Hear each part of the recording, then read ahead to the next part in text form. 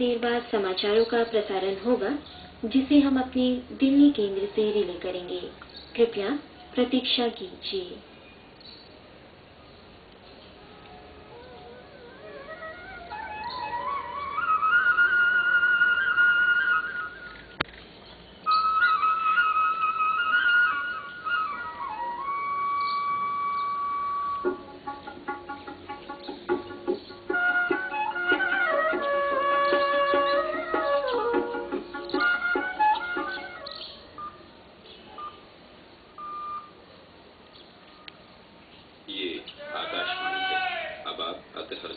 से समाचार सुनिए।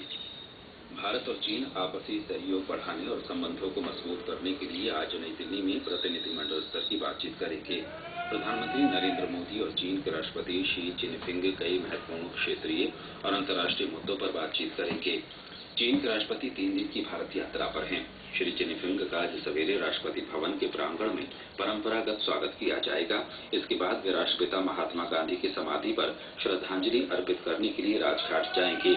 इससे पहले कल श्री जिनपिंग का अहमदाबाद पहुंचने पर शानदार स्वागत किया गया।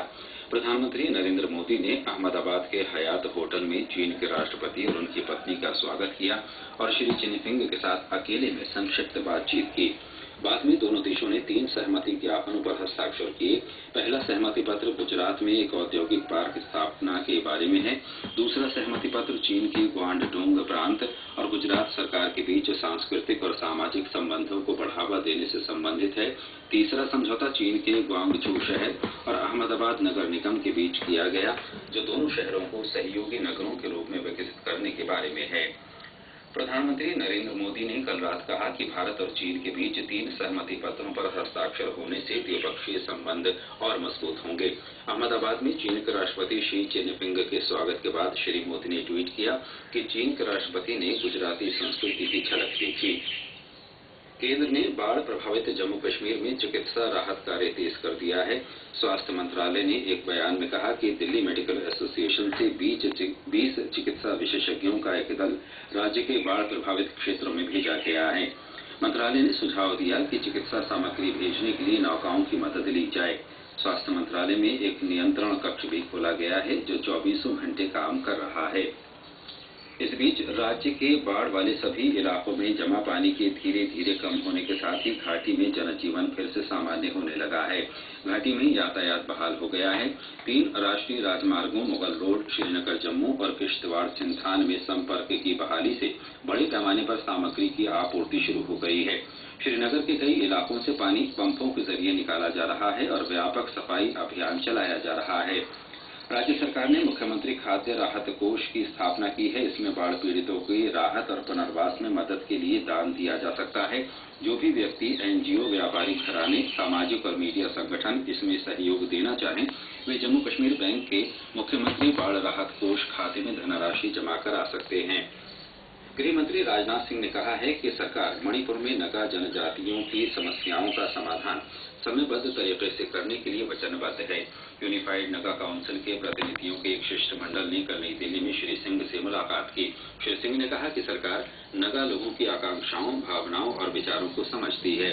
सरकार ने उनकी समस्याओं के उचित समाधान के बारे में सुझाव देने के लिए श्री RN रवि को वार्ताकार नियुक्त किया है। गृह मंत्री ने कहा कि हिंसा के लिए कोई स्थान नहीं है।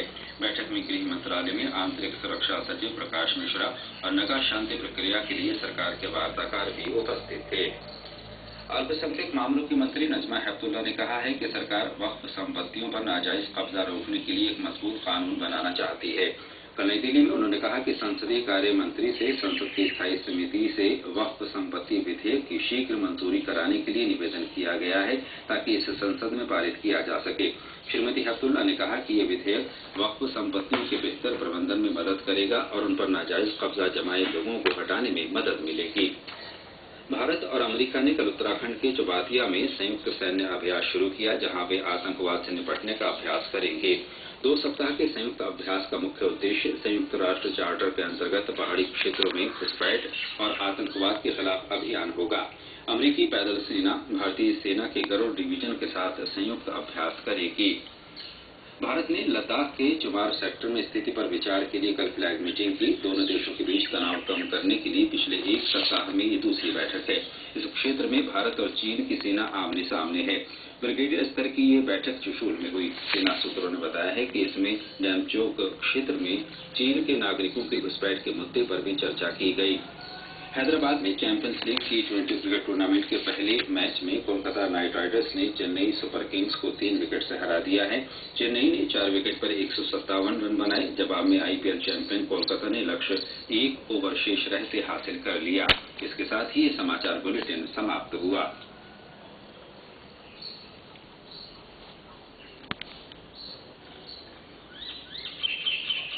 This is All India Radio. The news read by Gaura Ghavanlal.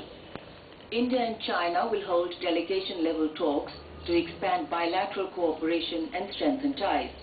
Prime Minister Narendra Modi and visiting Chinese President Xi Jinping will discuss important regional and international issues during the talks in New Delhi today. The Chinese President, accompanied by his wife, Feng Liyuan, and a delegation of senior party functionaries and government officials, is on a 3-day visit to India. He will be accorded a ceremonial reception at the forecourt of Rashtrapati Bhavan this morning. Thereafter, Mr. Xi will visit Rajghat to pay homage to Mahatma Gandhi. Our correspondent reports that the focus of talks will be on boosting trade and investments, besides discussions on substantive issues, including the unresolved boundary question. Earlier yesterday, the Chinese president was accorded a grand welcome on his arrival in Ahmedabad. Prime Minister Narendra Modi welcomed the Chinese President and the First Lady at the Hyatt Hotel in Ahmedabad and held a brief one-to-one discussion with Mr. Xi. Later, India and China signed 3 MOUs. These MOUs were signed in the presence of Mr. Modi and the Chinese President. The first MOU relates to the setting up of an industrial park in Gujarat. The second MOU is between the Kwang Tung province and the Gujarat government for the development of cultural and social ties between the two provinces.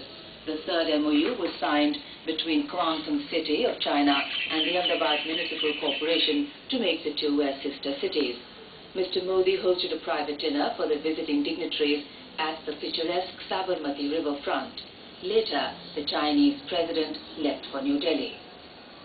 Prime Minister Narendra Modi said last night that the 3 MOUs signed between India and China will further enrich bilateral ties. Tweeting after receiving Chinese President Xi Jinping in Ahmedabad, Mr. Modi said that the visiting leader got a glimpse of Gujarati culture. The centre has stepped up medical relief operations in flooded Jammu and Kashmir. The Health Ministry in a statement said that a group of 20 specialist doctors from the Delhi Medical Association has been sent to serve the affected areas of the state. To improve the outreach services, the ministry has suggested that boats may be mobilized to send medical supplies. The ministry said it is also monitoring the situation arising due to the floods. Besides, a control room has been set up in the ministry, which is functioning round the clock. Minority Affairs Minister Najma Heptullah has announced 120 crore rupees as relief and rehabilitation package for flood-hit Jammu and Kashmir. Briefing media persons in New Delhi yesterday, the minister said that the package has been worked out through the implementation of various schemes of her ministry. The Jammu and Kashmir government has set up a Chief Minister's Flood Relief Fund to receive donations from individuals, business groups and non-governmental organizations intending to donate for the relief and rehabilitation of people affected by the devastating floods in J&K state. The Supreme Court has asked the Attorney General, Mukul Rohatgi, to examine the allegation that the government was going ahead with the appointment of the Chief Vigilance Commissioner and Vigilance Commissioner, disregarding the Apex Court's direction. A bench headed by Chief Justice R.M. Lodha, comprising Justices Kurian Joseph and R.F. Nariman, said yesterday that the government appears to be restricting the appointment to one category of people, while the statute provides others. In Uttarakhand, a joint military exercise between the Armed Forces of America and India began yesterday at Ranikhet in Almora district.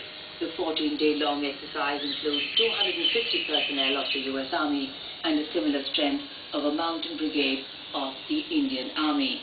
The exercise will make each side familiar with the other's organizational structure, weapons, equipment, confidence training and tactical drills. Both the armies are expected to share skills and information on counterinsurgency.